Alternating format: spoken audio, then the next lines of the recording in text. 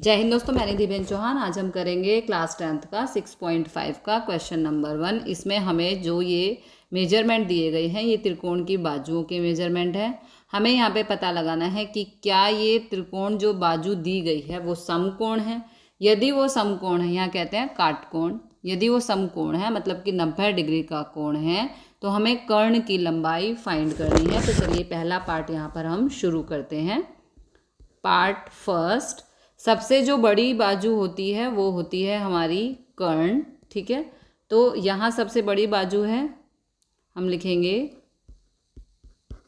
बड़ी बाजू। बड़ी बाजू क्या है हमारी, यहाँ पर हमें दी गई है 25 सेंटीमीटर। ओके, तो इसका मतलब हमें ये कर्ण मान लेना चाहिए। तो 25 का पहले लेंगे हम वर्ग। 25 का वर्ग होता है 625।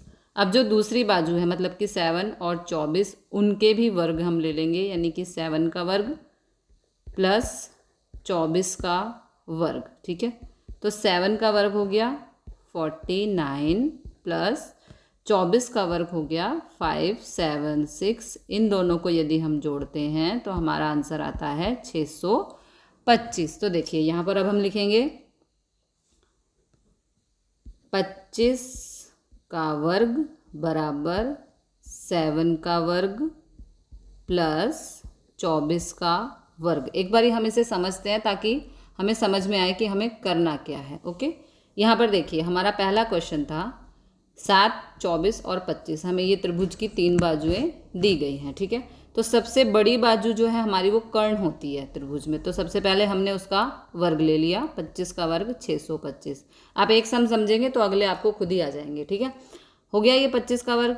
अब बाकी जो दोनों बाजुएं हैं उनके वर्गों का जोड़ हमें करना है। ओके, उनके वर्गों का जोड़, यानी कि 7 का वर्ग प्लस 24 का वर्ग। 7 का वर्ग 49, 24 का वर्ग 576।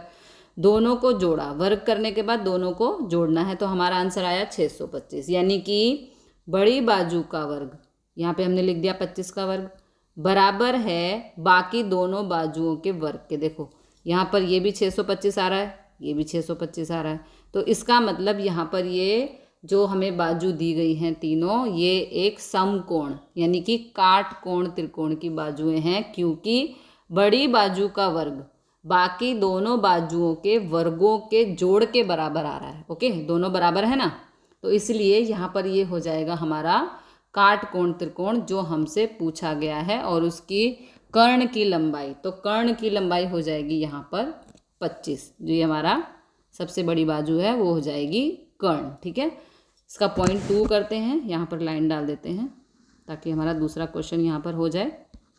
दूसरे में देखिए सबसे बड़ी बाजू है इसमें 8। ओके, तो यहाँ पे लिख देंगे हम 8 का वर्ग हो गया 64। ठीक है, अब जो बाकी दोनों बाजू हैं वो है 3 और 6, तो दोनों का ले लेंगे वर्ग। 3 का वर्ग प्लस 6 का वर्ग, तो 3 का वर्ग हमारा कितना हो गया 9 प्लस 6 का वर्ग 36। तो यहाँ पे आंसर आ रहा है 36 और 9 45। ओके, तो अब हम यहाँ पे लिखेंगे 8 का वर्ग बराबर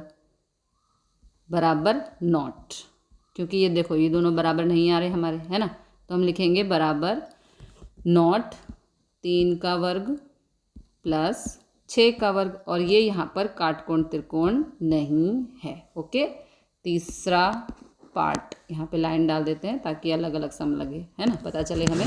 तीसरे में देखो सबसे बड़ी बाजू है यहाँ पर 50, 80 और 100, तो सबसे बड़ी क्या हो गई हमारी 100। ठीक है, तो 100 का ले लेंगे हम वर्ग। 100 का वर्ग कितना आ जाएगा, यहाँ पर आपको करने की ज़रूरत नहीं है, दो जीरो हैं तो 1 2 3 4। ओके, जीरो के हिसाब से आप कर लेंगे। उसके बाद दो बाजुएं हमारी 50 का वर्ग प्लस 80 का वर्ग, तो 50 का वर्ग कितना हो जाएगा 2500 प्लस 80 का वर्ग हो जाएगा 6400। दोनों को हम जोड़ेंगे तो हमारा आंसर आएगा 8900। तो देखो यहाँ पर ये दोनों हमारे बराबर नहीं आ रहे, तो अब हम यहाँ पे लिख देंगे 100 का वर्ग बराबर नॉट। ओके, बराबर नहीं आ रहा है तो बराबर नॉट हो जाएगा। 50 का वर्ग प्लस 80 का वर्ग, और यहाँ पर ये काटकोण त्रिकोण नहीं है। ओके, तो अगला क्वेश्चन लास्ट है इसका। इसमें देखिए 13, 12 और 5, तो सबसे बड़ी जो बाजू है वो है 13, नंबर 4। 13 का वर्ग 169 होता है। रिमेनिंग जो दोनों बाजुएं हैं वो है हमारी 12 का स्क्वायर प्लस 5 का स्क्वायर। तो 12 का वर्ग होता है 144, 5 का वर्ग होता है 25, दोनों को जोड़ा तो आंसर आया 169। देखो दोनों बराबर आ गए, है ना। तो इसको हम लिखेंगे 13 का वर्ग बराबर है 12 का वर्ग प्लस 5 का वर्ग, बिकॉज दोनों आंसर हमारे बराबर आए हैं। तो यहाँ पर जो कर्ण होगा, यहाँ पर जो कर्ण है वो हमारी सबसे बड़ी बाजू होती है, तो वो है हमारा 13। ओके, अगला क्वेश्चन देखते हैं, अगले पेज पर चलते हैं। क्वेश्चन नंबर 2, इसमें हमें बोला गया है त्रिकोण पी क्यू आर में कोण पी काटकोणा है, यानी कि 90 डिग्री का कोण है। ठीक है, एम, ये जो एम है ये क्यू आर पर बिंदु है जो पी एम लंब है क्यू आर। देखो पी एम लंब है क्यू आर पर, तो साबित करो कि P M square is equal to Q M गुणा एम आर। अब आपको इसमें बुक में जाके एक जो हमें प्रमेय दी गई है वो समझनी होगी। प्रमेय है हमारी, अगर काटकोण त्रिकोण में, देखो ये समकोण है, ठीक है, इसमें जो शिरोबिंदु है, ये शिरोबिंदु है, इन पर जो यदि लंब डाला जाए, ये लंब आ गया, ठीक है, पी एम जो है यहाँ पर ये लंब आ गया, तो वैध की दोनों तरफ, यानी कि इस लंब के दोनों तरफ के कोण, त्रिकोण सॉरी, इस लंब के जो ये पी एम है इसके दोनों तरफ के कोण जो है वो मूल त्रिकोण के समरूप होंगे। मूल त्रिकोण क्या है यहाँ पर, आर पी क्यू, उसके समरूप होंगे और ये एक दूसरे के समरूप होंगे। ठीक है, तो ये हमारा जो फिगर दिया गया है ये उसी प्रमेय के आधार पर दिया गया है। तो हम यहाँ लिखेंगे कोण P बराबर है 90 डिग्री, यानी कि समकोण इसको हम बोलते हैं। ठीक है, उसके बाद M, जो M है, ये हमारा जो M है ये QR पर, ठीक है, M QR पर ऐसा लंब है, ऐसा लंब है जो बिंदु, जो PM, सॉरी इसको डिलीट करना पड़ेगा, तो यहाँ पे लिखेंगे हम PM लंब है QR। आपको बुक में एक प्रमेय दी गई है, इसको मैं लिख देती हूँ यहाँ पर 6.7, उसको आपको समझना होगा। उसमें समझने वाली बात ये है कि RPQ एक काटकोण मतलब समकोण है। इस पे यदि इसके लंब से, यहाँ से P से यदि यहाँ RQ पर कोई लाइन डाली गई है जो कि लंब है, ठीक है, तो ये दोनों इस बड़े वाले त्रिभुज के यानी कि मूल त्रिभुज के बराबर होंगे। ठीक है, तो ये लंब आ गया हमारा। उसके बाद हम लिखेंगे त्रिभुज RMP। RMP कहाँ आया, देखो RMP समरूप है किसके, PMQ, जो छोटा वाला दूसरा है PMQ। ओके, PMQ और समरूप है त्रिभुज, जो मूल त्रिभुज है, कौन सा त्रिभुज है, RPQ। ओके, RPQ, और इसमें हम लिखेंगे थ्योरम हमारी दी गई है बुक में 6.7 प्रमेय। ओके, तो वो यही प्रमेय है जो इसमें बताया गया है कि जो हमारा RPQ, जो एक मूल त्रिकोण जिसको बोलेंगे हम, उसके बीच में से दो हिस्से किए गए। मैं आपको समझा देती हूँ। वैध की दोनों तरफ ये वैध डाला है, मतलब कि लंब डाला है किस पर, RQ पर।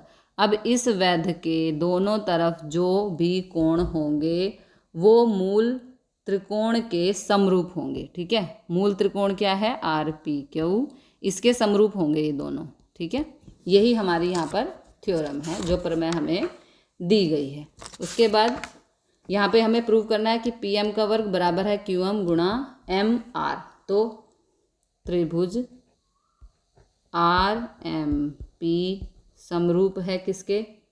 त्रिभुज पी एम क्यू के, है ना। ये दोनों एक दूसरे के समरूप हैं। तो क्या हो जाएगा यहाँ पर देखो, P M upon Q M, P M upon Q M, ये दोनों बाजुएं समरूप हो गई, ठीक है। उसके बाद बराबर R M upon P M, R M upon P M, ये दोनों बाजुएं भी एक दूसरे के समरूप हो गई, ठीक है। तो यहाँ पे देखो इनकी तिरछी गुणा कैसे यहाँ पे करते हैं, देखो ये यहाँ पे पी एम भाग हो रहा है तो यहाँ जाके गुणा हो जाएगा ना। तो पी एम को पी एम से गुणा करेंगे, पी एम गुणा पी एम, ठीक है। फिर ये क्यू एम यहाँ भाग हो रहा है, इधर जाएगा तो गुणा हो जाएगा, तो ये हो जाएगा आर एम गुणा क्यू एम, ठीक है। वही हमें यहाँ पर देखो प्रूव करना है। तो पी एम को पी एम से किया तो पी एम का वर्ग, और देखो यहाँ पे एम आर लिख दो या आर एम लिख दो, कोई फ़र्क नहीं पड़ता। तो आर एम गुणा क्यू एम, ये हमारा प्रूव हो गया है। अगला क्वेश्चन देखते हैं, क्वेश्चन नंबर है 3rd। ओके, तो इसके लिए पहले हमें यहाँ पे आकृति लेनी होगी, त्रिभुज बनाना है पहले। तो नहीं, सीधी लाइन लेते हैं। हमें यहाँ पे पहले आकृति बनानी होगी। आकृति कुछ इस तरह से बनेगी, ये और ये इस तरह से सीधी लाइन, इसको यहाँ से जोड़ देंगे, ठीक है। और यहाँ से जो हमारी प्रमेय चल रही है इस पे डाल देंगे लंब। ओके, अब इसको हम नाम देंगे, पेंसिल ले लेते हैं पहले, A B C, A B C और डी। यहाँ पर ये लंब है, ओके, ये भी लंब है और यहाँ पर भी ये लंब है। ओके, ये हमारी आकृति हो गई। अब हमें प्रूव करना है दी हुई आकृति में त्रिकोण ए बी डी। देखो ए बी डी कोण ए काटकोणा यानी कि 90 डिग्री का कोण है, और ए सी लंब है बी डी। देखो ए सी लंब है किस पर? बी डी पर। तो साबित करो। अब हम यहाँ पे इसको प्रूव करेंगे, देखिए कैसे करते जाएंगे। सबसे पहले हम लेंगे कोण ए सी बी, ठीक है, सॉरी, त्रिभुज ए सी बी में सबसे पहले मैंने लिया है छोटा वाला ए सी बी। ओके, इसमें कोण सी बराबर है 90 डिग्री।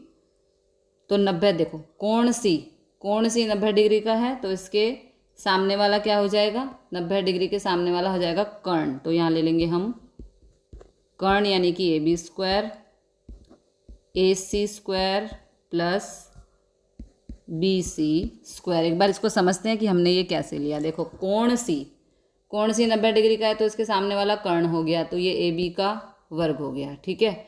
ए सी यहाँ पर हो गया परपेंडिकुलर, ये ए सी लंब हो गया, तो ए सी का वर्ग प्लस बी सी हो गया हमारा आधार। बी सी क्या हो जाएगा? आधार, तो आधार का वर्ग। और यहाँ पर हम लिखेंगे पाइथागोरस प्रमेय। ओके, ठीक है, पाइथागोरस प्रमेय की मदद से हमने ये इक्वेशन निकाली, इसको हम नाम देंगे 1। ओके, अब हम लेंगे त्रिभुज A C D. Okay, turn by turn लेंगे।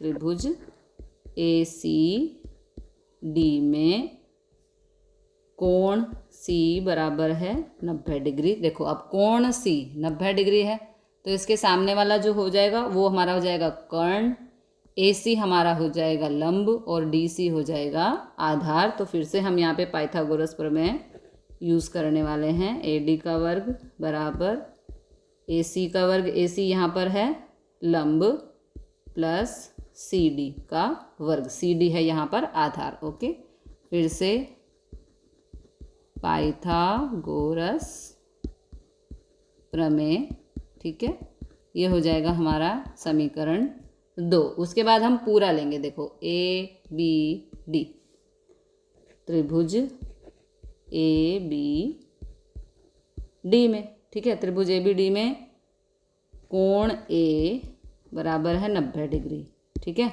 तो कोण ए 90 डिग्री है, तो ये डी बी हो जाएगा कर्ण, बी ए हो जाएगा आधार और डी ए हो जाएगा लंब। तो फिर से हम पाइथागोरस की मदद से लिख लेते हैं, बी डी स्क्वायर यानी कर्ण का लंब,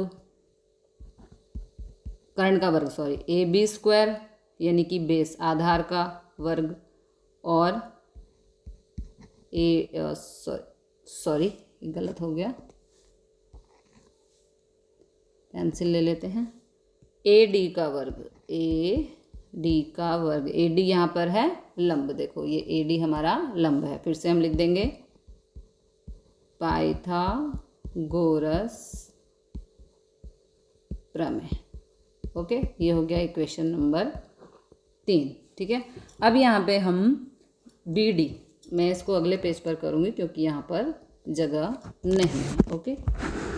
अब यहाँ पे हम लिखेंगे, देखो बी डी की जगह ये बी डी का वर्ग बराबर जो ए बी है, हमने जो पीछे ए बी लिखा था उसकी जगह हम लिख सकते हैं A C square plus B C square. ये हमने लिया समीकरण 1 से, समीकरण 1 से हम लिख देंगे, सॉरी इधर नहीं लिखेंगे, हम यहाँ लिखेंगे समीकरण 1 से, ये आ गई किसकी वैल्यू, समीकरण 1 से A C square plus B C square, ये आ गई ए बी के वर्ग की वैल्यू, ठीक है। उसके बाद यहाँ पर लिखेंगे हम प्लस ए C square plus C D का वर्ग। अब ये वैल्यू कहाँ से आई हमारी, देखो यहाँ पर हमारे पास क्या था, ए डी का वर्ग, ये आई हमारी समीकरण 2 से, किसकी वैल्यू है ये, ए डी स्क्वायर की, ठीक है। ए डी स्क्वायर की जगह हमने लिख दिया A C square plus C D square, जो हमें मिला था पीछे ए डी स्क्वायर से, और ए बी स्क्वायर की जगह हमने लिख दिया A C square plus B C square, जो हमारा समीकरण 1 में आया था पाइथागोरस से फाइंड करने के बाद, ओके। अब यहाँ पर हम इसको आगे सॉल्व करेंगे। अब बी डी स्क्वायर, एक बार यहाँ पर हम आकृति बना लेते हैं फिर से, ताकि हमें समझ में आए कि हमें क्या करना है, ओके। ये हमारी आकृति हो गई, जल्दी से बना देती हूँ, ये लाइन डाल देंगे और अब लेते हैं पेंसिल। आकृति हमारी क्या है, आकृति है ए बी डी और ये है सी, ओके। तो अब इसे देखो हम आगे सॉल्व करेंगे। आकृति में देखिए बी डी, जो बी डी है इसकी जगह हम क्या लिख सकते हैं, B C plus C D, ये जो बी डी है ना इसकी जगह हम लिख देंगे B C plus C D, तो ये हो गया आपका B C plus C D का वर्ग। अब इसको यहाँ पे हम जो बाकी सारी चीज़ें हैं वो भी लिख देंगे, A C square plus B C square, sorry यहाँ पे हमें इसको जोड़ना है, पेंसिल ये रही, देखो ए सी स्क्वायर कितना हो गया, 2 AC square plus B C square plus C D का वर्ग, ओके। तो अब यहाँ पे बाकी देखो ये हमारा एक फार्मूला बन रहा है, तो इसको हम खोल देंगे, ए प्लस बी की होल स्क्वायर का फार्मूला हो रहा है, तो ये हो जाएगा B C square plus C D square plus 2BC, यहाँ पे गुणा लगा देंगे, ठीक है, और ये हो जाएगा CD, ठीक है।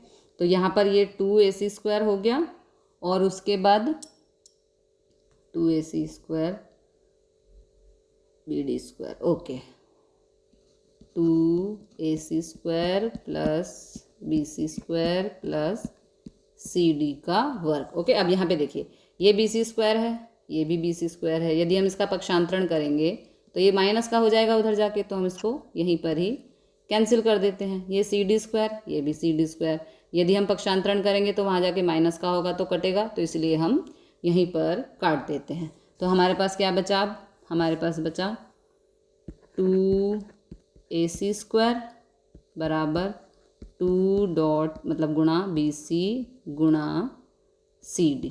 ओके, ये दोनों चीज़ें हमारे पास बच गई। अब हम इसको आगे, ये 2 यहाँ गुणा हो रहा है, इस तरफ जाएगा तो भाग में जाएगा, देखो ऐसे 2ac² अपॉन में 2 बराबर यहाँ पर क्या बचा? BC गुणा CD। तो 2 से 2 कैंसिल, हमारे पास आया ac² बराबर BC गुणा, सॉरी ये CD है, CD है ये, ठीक है। अब हमारे पास ac² की वैल्यू आ गई है, ठीक है। अब हम इसकी मदद से दूसरी वैल्यूज़ को फाइंड करेंगे। तो सबसे पहले हम फाइंड करेंगे यहाँ पर AB², ये हो जाएगा BC गुणा BD, ठीक है। तो समीकरण 1 से देखो, ये हमारी पहली वैल्यू थी ना जो हमें फाइंड करनी है, ये हमारा पहला वैल्यू है जो हमें फाइंड करना है, मतलब कि यहाँ पर प्रूव करना है। अब यहाँ पर हम लिखेंगे समीकरण 1 से। समीकरण 1 से हम क्या ले लेंगे? देखो AB² बराबर AC² प्लस BC², ठीक है।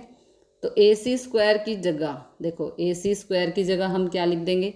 ये हमारा समीकरण 1 था जो हमें पाइथागोरस की मदद से मिला था। तो यहाँ पर AC² की जगह हम लिख देंगे जो हमने अभी अभी फाइंड किया, क्या? BC गुणा CD या DC, BC गुणा DC प्लस BC का वर्ग। ओके, अब यहाँ पर BC गुणा DC प्लस BC के वर्ग को हम BC गुणा BC लिख सकते हैं, है ना, क्योंकि वर्ग में है तो गुणा में है।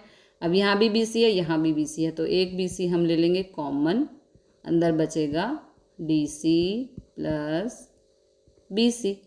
ओके, तो यहाँ पर BC और DC प्लस BC की जगह आ जाएगा BD। देखो कैसे आ जाएगा?